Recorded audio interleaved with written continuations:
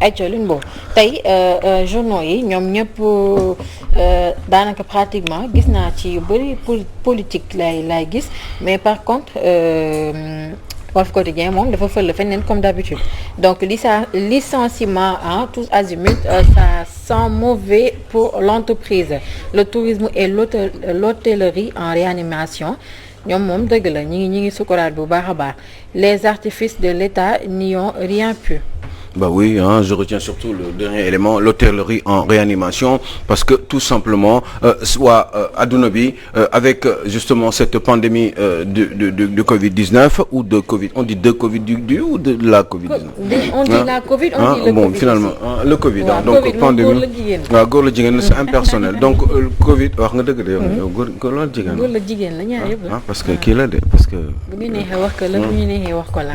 dëgg la donc Covid boobu noonu tax na effectivement que adduna bi ñu bari bougé tuñu. Regardez même en France, en Europe tëj nañu frontière Union européenne yi, donc c'est entre eux que ça se passe, sortie yeeg entrée yi c'est hyper strictement contrôlé. Donc forcément tourisme day am ay difficultés parce que ñii ñëw pour indi xaalis te bu ñu waxee tourisme xaalis moom moo tax dugal xaalis ci réew mi dugal ay devises, et ben ça pose un énorme problème. Au niveau du Sénégal aussi, les entreprises sont en difficulté.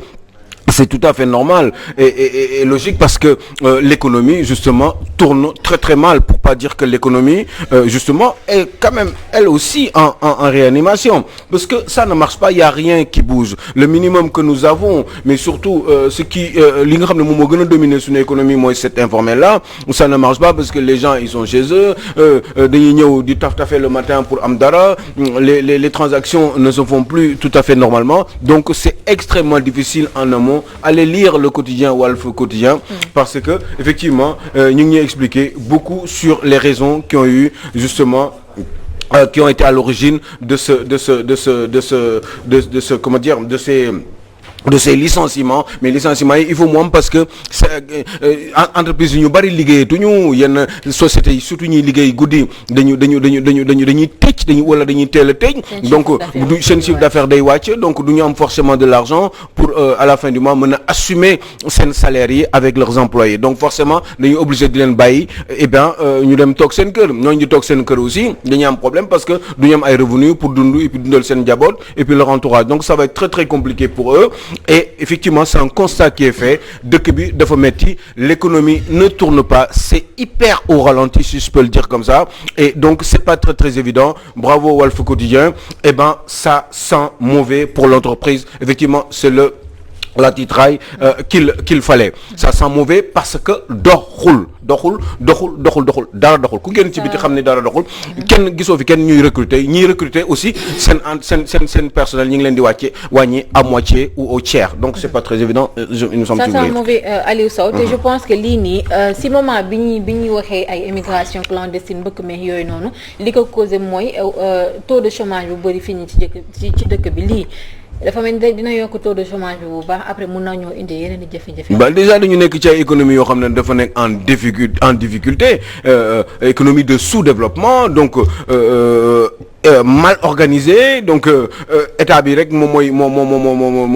moo am ay stabilité en général, à moins que ce soit quelques entreprises qui ne sont pas nombreuses. État bi rek moo am un équilibre wala benn espèce d'équilibre par rapport à leurs employés. Sinon benn Sénégalais amul benn assurance par rapport à l'employabilité. Donc même ñi nekk di liggéey sax en général booy seet amuñu ay contrats yu wóor, amuñu tranquillité dans leur travail, parce que à tout moment xam nañ ne mën nañu daanu wala mën nañ leen bàyyi, seen contrat yi wóorul, c'est des CDD en général qu'ils ont, et puis bu lii ñëwee ak histoire mbas mi mbir mi day gën a compliqué seulement j'allais dire Fatouka day gën a compliqué parce que tout simplement ñun suñu économie doxul, donc lii nii dafa gën a indi ay problème, gën a yokk difficulté yi et dara duggatul dara génnatul. ñi nga xam ne ñoom dañu échange sur le plan international, commerce bi et cetera yi doon jóge bitim, parce que ñun dañu économie de dépendance la ñu am. lépp lu fi dugg ci réew mi ci bitim réew lañ koy jëlee en général amuñu ay sociétés yoo xam ne day créer ay biens c'est amul pratiquement yi fi jot a am noonu tout ça en général ce sont des sociétés étrangères donc dañuy am dañuy lëkkaloo ñoom ak seen i dëkk d'origine wala yenn dëkk yi nga xam ne dafa nekk à l'étranger pour indi ay mbir Sénégal ñooñu aussi bu fekkee àdduna bi dafa am problème forcément dañuy am problème ñoom aussi à l'intérieur du pays et ça pose beaucoup de problèmes donc l'économie va encore davantage mal parce que tout simplement Covid bi mi fi nekk moo sonal àdduna sonal Sénégal et puis je crois que c'est pas du léegi lay jeex c'est pas de sitôt parce que kenn xamul mbir mi kañ lay arrêté quoi déjà musul dox en réalité musul dox donc léegi nii bu fekkee ne lii daf ci gën a yokku day gën a compliqué donc au niveau des entreprises ça va être encore davantage compliqué. ayca ñu daal di daw Rewmi Quotidien divulgation de sa déclaration de patrimoine Macky a reçu Idi au palais mu mel ni les coulisses d'une audience, le chef de l'État dans tous ses États vers la dissolution de l'OFNAC. C'est une interrogation, la dissolution de l'OFNAC. Bah oui, enfin, j'en sais rien moi. mu mel ne maire na ba futu ginnaaw bi nga xamante ni moom Idrissa Seck dañoo fësal patrimoine bi nga xamante ni am na ko. Bah oui. Non moo fi woote woon fan yii ne gars yi nañu def seeni déclaration de patrimoine. Mais absolument sauf que xëy na déclaration bi dafa war a am fu mu yem sénégalais yi waruñu ko xam. Certainement il faut que ça reste entre eux et que d'ailleurs loolu yoon bi loi bi war nañ ko changer à ce niveau-là parce que quand même ay déclaration da nga koy def te yor alalu réew mi nga ne yow ñun waruñu xam ñaata nga duggee bi ngay téye alalu réew mi et ben booy génn aussi lu la neex def waruñu ko xam parce que ça peut rester entre vous. Non moi je ne suis pas d'accord je pense que ni amul sens dañu war a xam exactement kiy dugg yor alalu réew mi ñaata la amoon ci alal bi muy dugg ci réew mi te buy génn aussi ñu xam ñaata lay am rappelez-vous que même Idrissa Seck bon c'est vrai qu'il a fait sa déclaration de patrimoine et le peuple sénégalais en est ahuri mais rappelez-vous aussi que Macky Sall ba léegi defagul sa déclaration de patrimoine kenn xamul ndax Macky Sall def na ko wala mu def ko bokk xanaa OFNAC di ko nëbb mais sénégalais yi kenn xamul ni ndax dépôt Macky Sall conformément à la constitution bi mu gagné élection présidentielle yi il avait je crois 90 jours pour jël sa déclaration pour ñu mën a divulguer sa déclaration de patrimoine parce que def na ko ba pare déposé na ko OFNAC mais ki nga xam ne mooy gagné élection présidentielle yi dañ ko war a dafa war a feeñal dañu war a publier moom lan la am mais tey jii nii kenn xamul Macky Sall lan la am. En 2012 effectivement defoon na ko 2019 ba léegi xamuñu ci diggante bi ñaata la gagné ci xaalis ci patrimoine am lan moo ci yokku kenn amul lu mu ci am comme idée alors que dañ ko war a publier pourtant théoriquement on devrait le savoir. war na leer quoi war nañ xam Macky Sall bi muy déposé 2012 c'est vrai que il tournait autour de 8 milliards waaye léegi lan la am en plus ci diggante bi lan moo ci yokk ci patrimoine am Sénégal kenn xamu ko on ne le sait pas te je reste persuadé que beneen président aussi bu fi nekkoon Cheikh Tidiane Gomis eh ben il ferait la même chose. Ablaye Wade mi fi nekkee c'était pareil. mais Aliou Sow xam nga donc il faut des changements en profondeur comme ni nga waxee loi bi il faut ñu xoolaat. benn parce que tamit xoolal lenn dafa am man am na loo xam ne bi nga non vraiment man mënuma kaa comprendre. mooy que li nga xam ne man dañ koy def. pour la population. pour population bi xam. bu dee transparence lañ bëgg a. transparence lan pour dem ci population pour wan population ne ko voilà ñun de lii la. diw de Aliou Sow de moom lii mooy bien et deuxièmement beneen affaire moo kii man nañ ma baal y a des organes de contrôle ici au Sénégal man gëwma leen xamuta gëwma leen parce que ñooñu maanaam seen indépendance dafa des. bien sûr sincèrement seen indépendance dafa des dëggantaan dégg nga parce que gis nga man li ma bëggoon moom mooy ñoom ñu am seen vraie indépendance. ñoo xam ne ñoom comme par exemple en France aux États-Unis nga xam ne ñoom ay organes de contrôle yooyu faalewuñu président ñoom loi bi la ñuy topp dégg nga. bu man def naa bu loolu amoon tey jii. kon nii kon affaire bi parce que dégg naa démb xam nga démb waaye seetaan mu Ndiaye Cissé. moom nee na maanaam il faut ñu enquêter. dañu war a enquêter xool kan moo génnee information bi. parce que OFNAC ñoom dañoo dédouané wu nee nañ du ñoom ñoo. voilà dégg nga mais loolu yëpp waxul am. c'est pour la population. mais waxtaan bi du foofu. waaw voilà waxtaan bi du foofu kan moo génnee ku génneewul information yi dafa war a génn. bu yoree alalu réew mu leer naññ. nga war ay nit dénk la ay mbir. yow mais bu at jotee sax waxuma sax. man waxuma sax ay bi nga commencé ak ba ngay génnee.